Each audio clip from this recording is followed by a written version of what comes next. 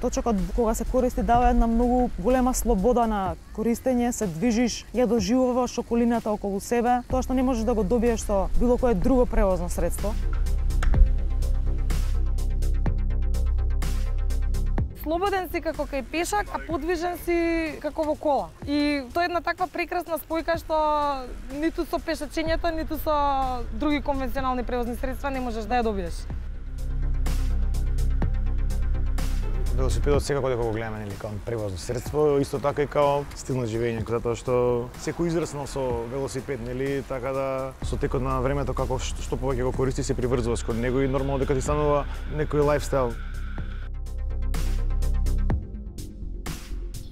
Возењето велосипед во оваа рекреативна смисла не е само вртење педали, туку многу повеќе и задавање на некои краткорочни задачи кои што се обидувате да ги исполните, не знам, ќе спринтирам на следните 100 метра, нема да се напијам вода следните половина час. Постојано тестирање повторно и повторно на таа силина на волјата, на силината на карактерот. Ако сакаш да идеш некаде, исто како што можеш со кола, така можеш точак. Ако сакаш да идеш во кино, во театар, точакот го паркираш пред кино, пред театар. Ако имаш паркинг, ако имаш облека, ако имаш карта за представата, можеш било каде да одиш точак.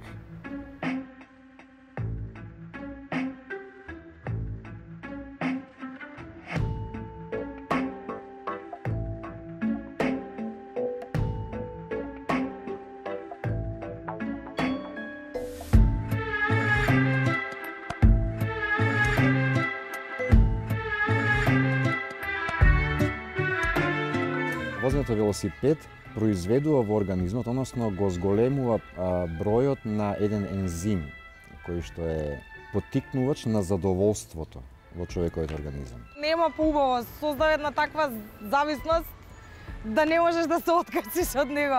Да цитирам другар еден тазе сега скоро што купи точак и почна да спортува, ми вика, бе, зашто не кажете дрога ставаат во ова точаци?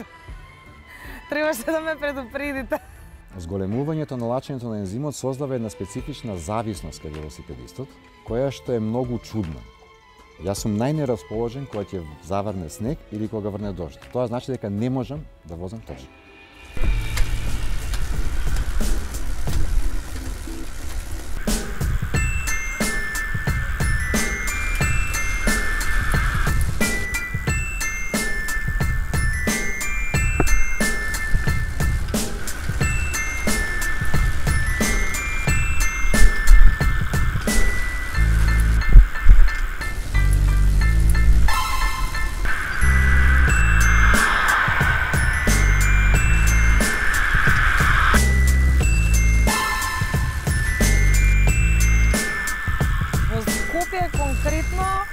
Со сите проблеми што можеш да ги наброиш и што може да ти текнат, теоретски дека еден велосипедист може да најде на нив, со сите нив се справува.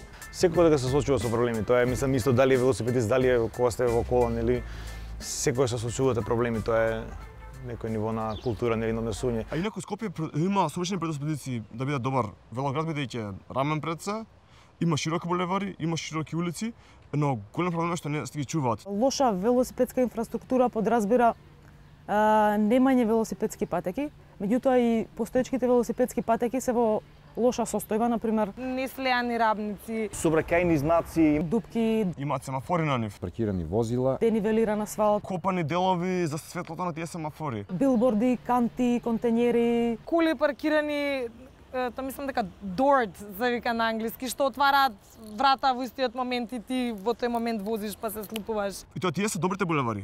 Има нови булевари кои што сега ги направија од улица со 2 коловозни на булевари со 3 коловозни ленти, кои што зема дел од од пешачката зона и направија мешана пешачка и велосипедска патека, кај што нема доволно размер на двајца пешаци, а камоли пешак и велосипедист. Тоа во секоја можна дефиниција не е велосипедска патека. Значи велосипедска патека треба да е рамна.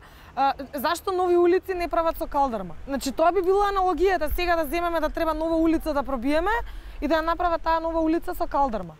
Значи замислете сега има на сред улицава тука бандера да се стави. И колите да треба да ја заобиколуваат.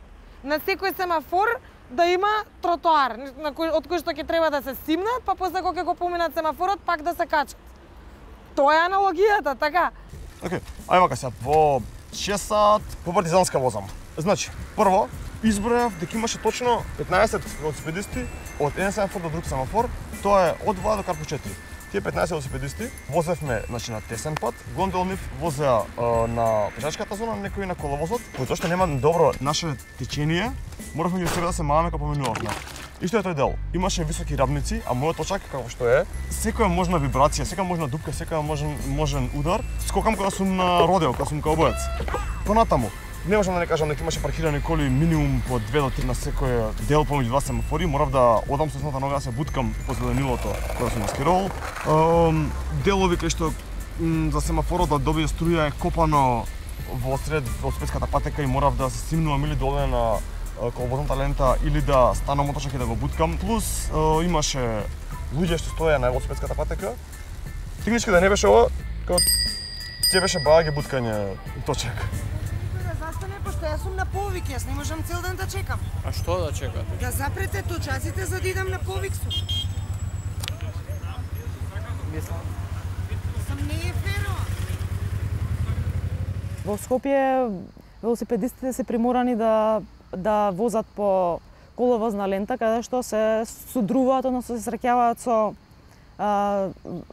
шоферите на автомобили. Тие луѓе мислам дека се 30% толерантни. Другите 70% мислам дека се уште се нетолерантни, немаат разбирање зошто возиме на улица, бидејќи немаме патеки горе кои што може да возиме, свират, не претркуваат, ни влагаат пред нас, се караат, дури некад намерно пред нас застануваат за да не иритираат. Кај нас како да е хиерархијата поставена така да возачите на автомобили сметаат дека се најважни, велосипедистите се нужно зло, а пешаците мислам дека дури не ги гледаат. Тоа се 70% од автомобилистите. Таксистите 90% такви. Автобусите 60% такви. Јас ќе тргнам и од себе, значи јас сум еден од најнепримерните возачи, возам исклучиво по улица, меѓутоа го правам тоа заради во наводници лична безбедност. Многу велосипедисти има повредено, многу сообраќајки си има направено, така да реално е голем проблем кој што треба да го решаваме. Јас решив да бидам недисциплиниран така што возам сега на средина на лентата, бидејќи тоа е единствениот начин нашите возачи да разберат дека пред нив има еднакво важен учесник во сообраќај. Мораме да го делиме патот и мислам дека се уште сметаат дека е нивни коловозот, иако постои законски правило да може велосипедистот да симне да вози на коловозот, се дека има пречки на неговата велосипедска патека. А Скопје има пречки на секоја велосипедска патека.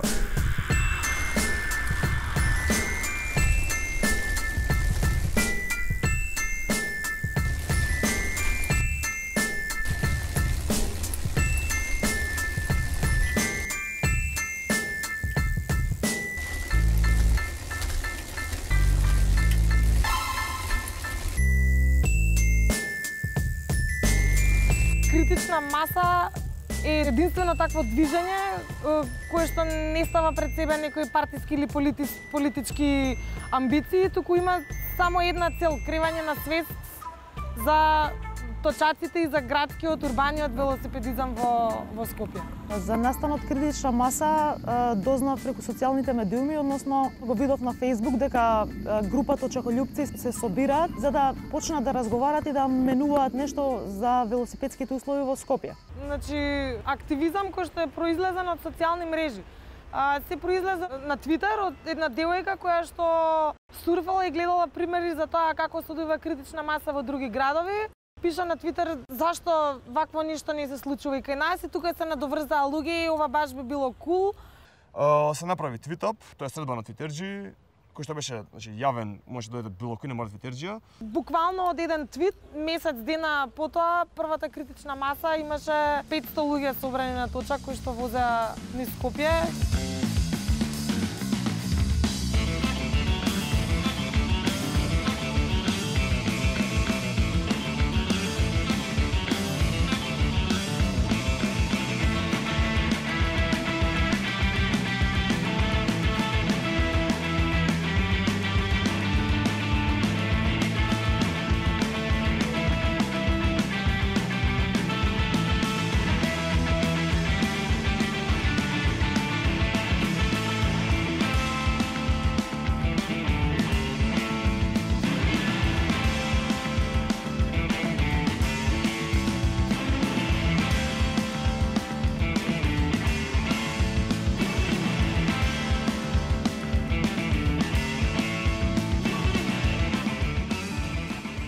критична маса може да се користи за било што. Тоа е минималното количество на луѓе потребни за да се случи некаква промена. Тоа значи кога си сам на улица, никој не те приметува, кога сте 5 луѓе, веќе сте критична маса, кога сте непрекината бројка од 100 луѓе, стануваш важен во сообраќајот и гледаат како ти учи на тебе, а понатаму на тие другите.